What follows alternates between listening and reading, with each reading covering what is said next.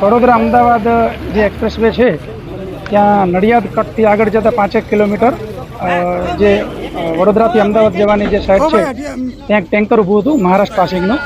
એમાં કોઈ મિકેનિકલ ખામી થયેલી એટલે ડ્રાઈવરે ટેન્કર ઊભું રાખ્યું અને પાછળથી અર્ટિગા કાર ટેન્કરમાં પાછળથી અથડાઈ છે અને તાત્કાલિક નેશનલ હાઈવે ઓથોરિટી, જિલ્લા વહીવટીતંત્ર, જિલ્લા પોલીસ તંત્ર, મેડિકલની ટીમો બધા જ પહોંચી ગયેલા. અને જે ઘટના બની એ ગંભીર છે, કારણ કે જગ્યા ઉપર જ 8 લોકોના ડેથ થયા છે. તાત્કાલિક બધાને રેસ્ક્યુ કરી 2 વ્યક્તિ જે જીવતા હતા એમને તાત્કાલિક એમ્બ્યુલન્સમાં નડિયાદ સિવિલ હોસ્પિટલ પહોંચાડેલા અને ત્યાં પહોંચતા ડૉક્ટર દ્વારા તેમને પણ મરણ જાહેર કરવામાં આવેલા છે. આમ આશરે 10 લોકોના દુઃખદ અવસાન આ ઘટનામાં થયેલા છે. તાત્કાલિક રેસ્ક્યુ કરી તમામના